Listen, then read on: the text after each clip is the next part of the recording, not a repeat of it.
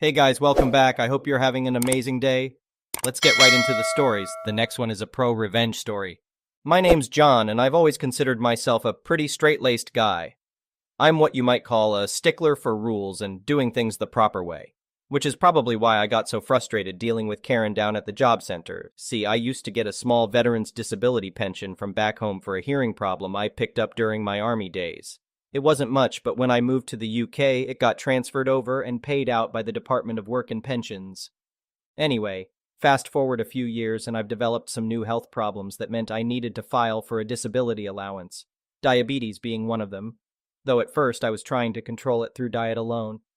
So I head down to the job center for my assessment interview, and that's when I met Karen. Right off the bat, I could tell Karen was one of those bureaucratic types who relishes any tiny bit of power they have over people. The kind who follows every rule to the letter but doesn't have an ounce of common sense or discretion. She starts interrogating me about why I didn't declare my veteran's pension as income. I point out it's listed elsewhere on the form, but she's already moved on to the next issue.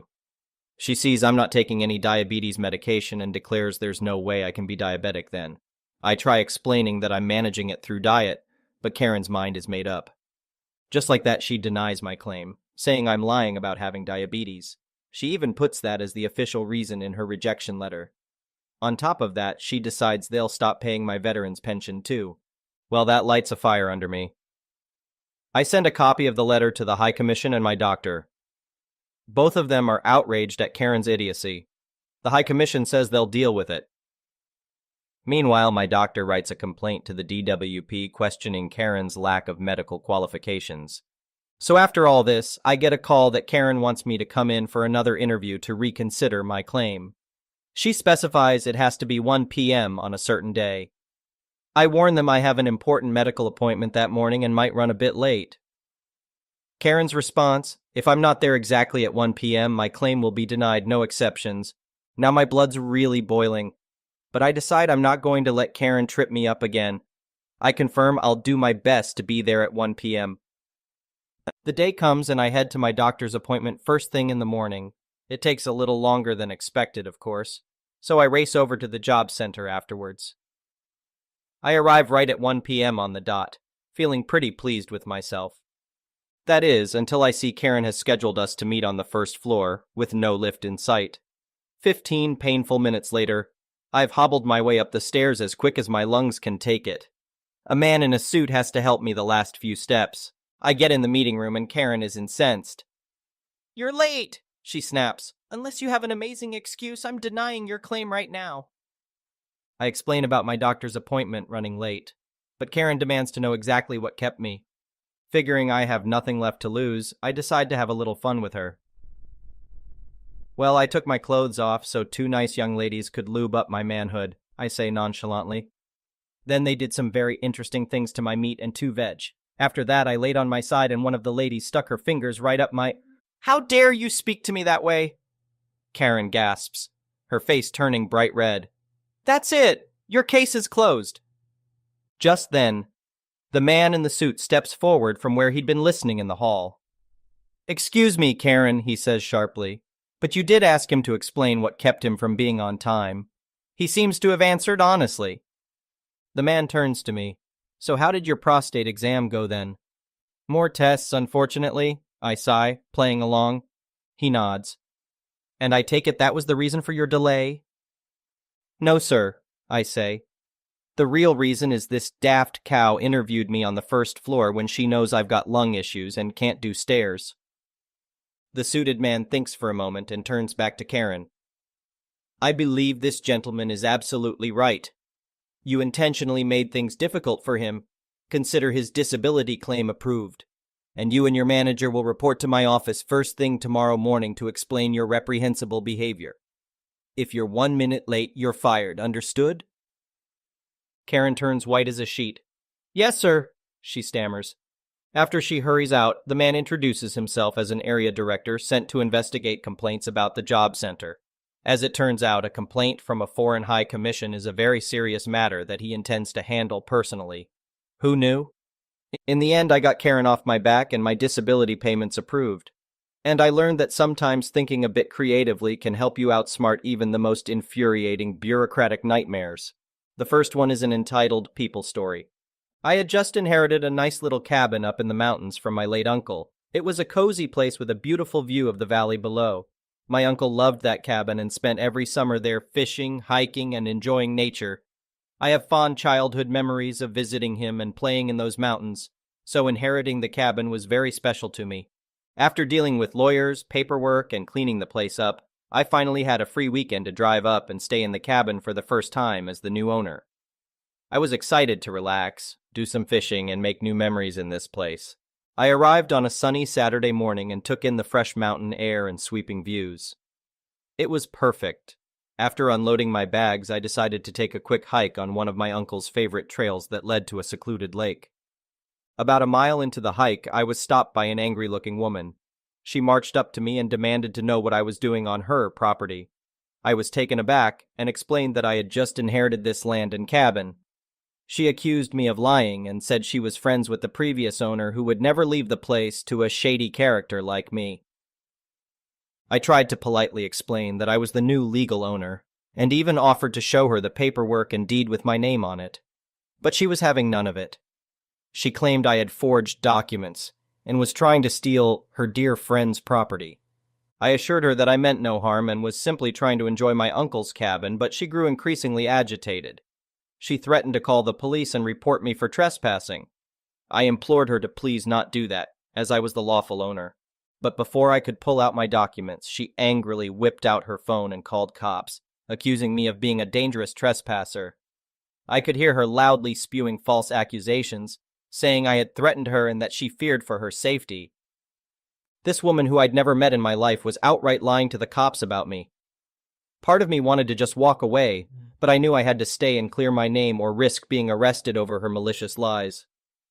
15 agonizing minutes later, a police cruiser pulled up the dirt road and 2 uniformed officers got out. The woman, who I now realized must be one of the few neighbors, ran over to them pointing at me and raving like a lunatic. She claimed I was stalking her and that I broke into the cabin to squat there illegally.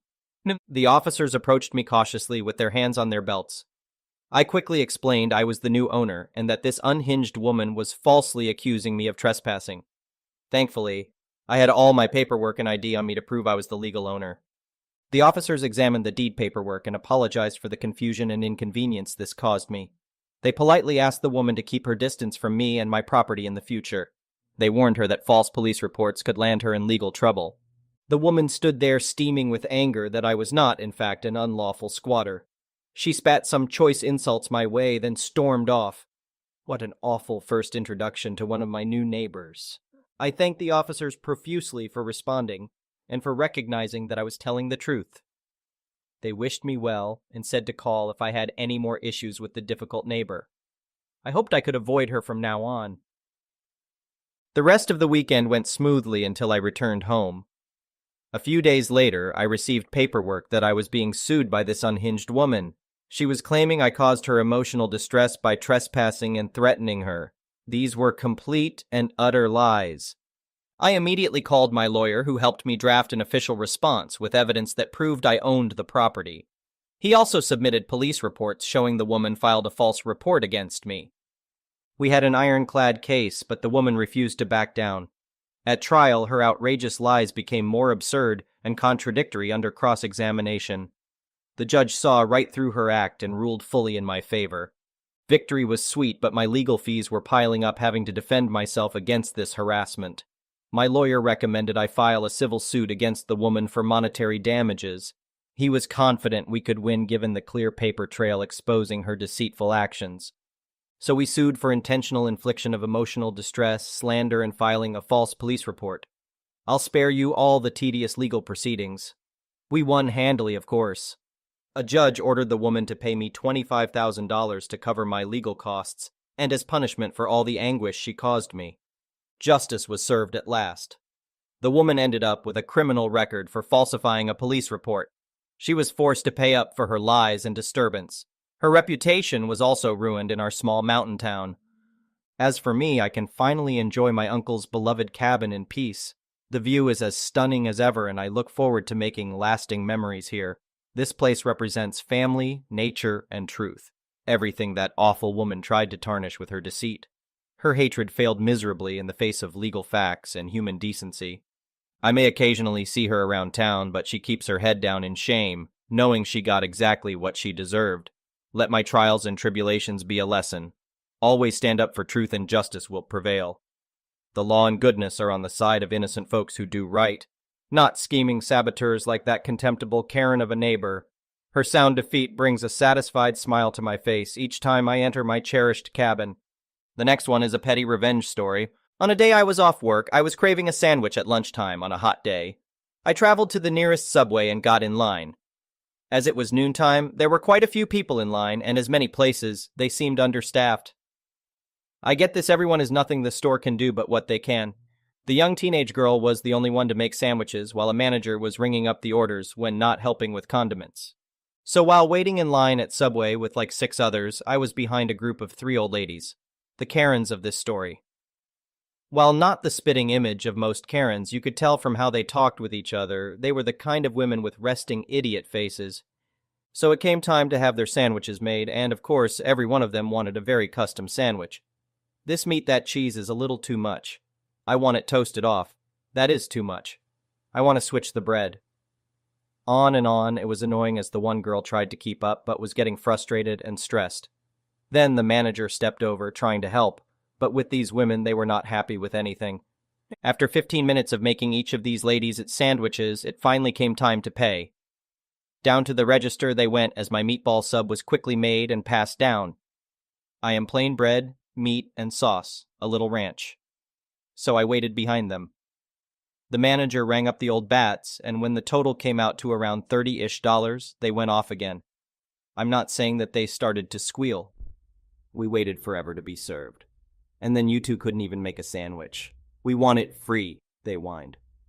I was fed up with it, and after it continued for a few minutes, I stepped up and said I'd take the sandwiches and add them to mine. The old crows grinned and thought they had one. I paid for the 4 sandwiches now and added my drink and chips. After my card was approved and I was handed my receipt, I picked up my newly 4-bought sandwiches and got my drink. As I started paying, the old ladies went to sit at a table. After getting my drink, I headed to the door to leave with my food in hand. Excuse me, you have our food still. Are you not going to bring it to us? Receipt in hand, holding it up. Nope, I paid my money for my food and will take them back to work. As I headed to the door, this got the old idiots to get up and chase me out the door, which I didn't mind. The staff had enough of them, and I can take some abuse from crazies. You need to give us our food, or we will call the cops and have you arrested. I knew this was dumb, but as I said, nothing better on a day off. Please be my guest. I assure you they won't be doing anything about this. One of them started to pull out a phone and call while the others began telling me how I must love stealing from old ladies and how they knew this person or that person, and I would be in jail for a long time. Well, they called. I stood there not saying a word, which is hard to do being belittled, but I had the store crowd watching by this point. Soon enough, a few units pulled in, and as they got out, a look of confusion crossed their face. OFC, are you the guy they called about because you match the description? Me. Yeah, I am what they call in on me. OFC, you stole their sandwiches and demanded money from them. Me. Well, look into it. Ask the clerk and manager who paid for the sandwiches and look at this receipt. One officer walked in, spoke with the store, and watched the video while the other listened to these women insinuate that I took the food from them. The shock was priceless once the other came out and confirmed I paid for them, and the store also wanted the 3 trespassed for a disturbance. I was released to leave, but decided to go back in and eat. The 3 were banned and left with an even more sour look, and the manager brought over a cookie, telling me it was on her.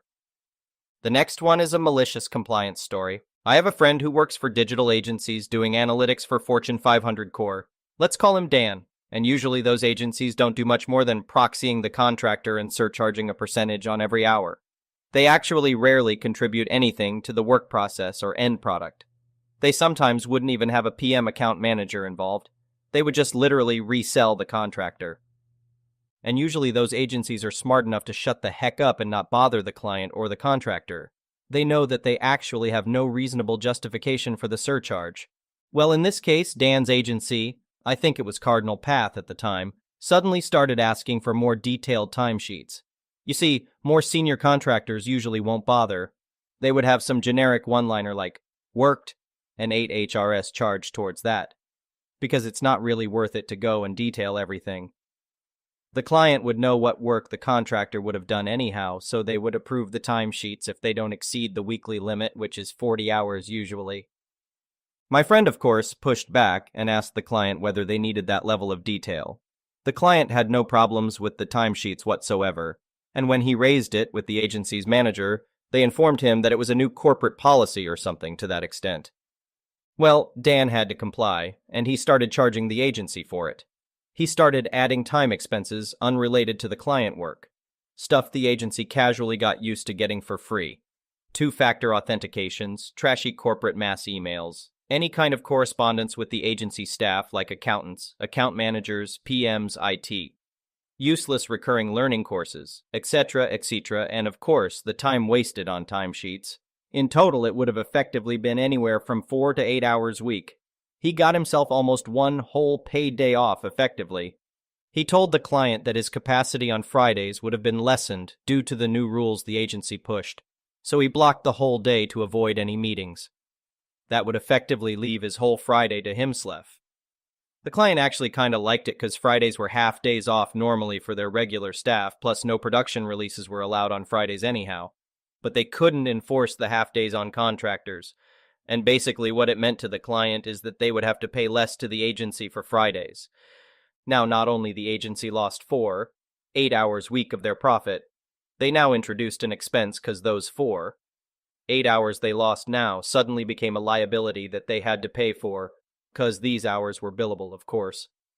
Dan's hour back then was over $100, but let's just pretend it was $100 per hour. The agency likely charged at least double, so $200/H, so the net difference would have been $100 for 6 hours, $600 from their net revenue, plus $100 for 6 hours that they would have to now to pay out of their own pocket. $1,200/week. Not bad. Seems a reasonable cost for a more detailed timesheet, eh? They freaked out. There was a lot of back and forth. In the end, what? You think they removed the requirement? You haven't worked much for bureaucracies, eh? No, they just went with it, lulz. My dear friend worked there for another year, effectively having Fridays off, and then left the agency when they started pushing new corporate contracts onto the contractors. And the new contracts were kinda unreasonable. Asked for some odd things, one of which would be to fill the timesheets immediately after a given task was completed. He pushed back, but the director at the agency claimed they couldn't change anything in the contracts since these new contracts were coming from Dentsu, the parent agency that would have apparently acquired Cardinal Path around that time. The next one is an entitled People Story. So this isn't my story, but from one of my friends.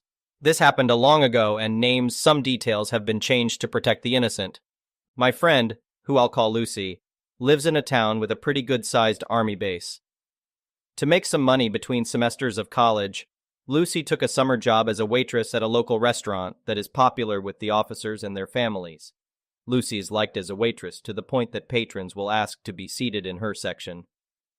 But you're not here for that story, are you? You're here for the entitled people. And oh boy, did Karen not disappoint. It was a Friday evening, so it was packed. There's at least an hour wait, the kitchen is zipping, and Lucy and her co-workers are on their toes. Fortunately, it's mostly regulars, so they're patient and even leaving nice tips and paying compliments to the waitstaff owner. Enter Karen. Karen, who Lucy had never seen before, was seated in Lucy's section and begins the usual Karen tirades, complaining about the wait, sending her pasta dish back a total of 3 times because it wasn't cooked just right, husband's rank name dropping, yada yada yada. Lucy, easily the most patient and kind-hearted person I've ever met, but even she was getting frustrated. Then the bombshell dropped. Like most places in this town, the restaurant offers a military discount. However, thanks to this being abused in the past, people wanting the military discount must show their military ID in order to qualify. There's signs posted on the doors and in the menu stating this. Most patrons are understanding of this. But as you can guess, Karen is not one of those people. It's time for the check, and Karen asks for the military discount. Lucy, polite as ever, asks for Karen's military ID. Karen, what did you say? Lucy, can you please present your military ID for the discount? Karen, don't you know who I am, Lucy? I'm sorry, ma'am, but company rules state that your ID must be shown to get the discount. Karen, are you calling me a liar? Lucy, no, ma'am, but in order to qualify for the discount, you must show your military ID. Karen, my husband is Kyle, married to a board. He's a second enlistee at the army base, and he knows people. Lucy is trying to keep her cool, but she told me that she wanted to cry. Karen, I know people. I can make sure you never get a job in this town again. You're so stupid. You're probably some college dropout who will never amount to nothing. By this point, everyone is silent, and even the owner is coming over. An older woman from another section, who Lucy has never seen before either, gets up and comes over. The woman, who I'll call Belle, taps Karen on the shoulder. Karen stops her tirade, whips around, her face turning 50 shades of red and purple, stares Belle down. Karen, what do you want? Belle, calm. You're going to apologize to this young lady, pay in full and leave a generous tip. Karen, who the frick are you? Belle, someone who can make things very difficult for your husband. Karen, I don't have to stand for this. Grabs her purse. I'll tell so many people just how much this place sucks that nobody will want to come here anymore. Karen storms off, pushing the owner hard enough for him to fall to the ground and left. According to Lucy, it was so silent that you can hear a pin drop for at least a minute. Belle helps the owner to his feet, makes sure he's okay, then turns to Lucy. Belle, are you okay? Lucy, still shaken. Thank you, I'm okay. Belle, I'd like to apologize on behalf of the base. That was completely uncalled for. Turns to owner. I'd also like to compensate for the meal and tip as an apology. Owner. There's no need, ma'am. Belle, I insist. Owner, thank you, ma'am. Belle returned to her seat and the night continued.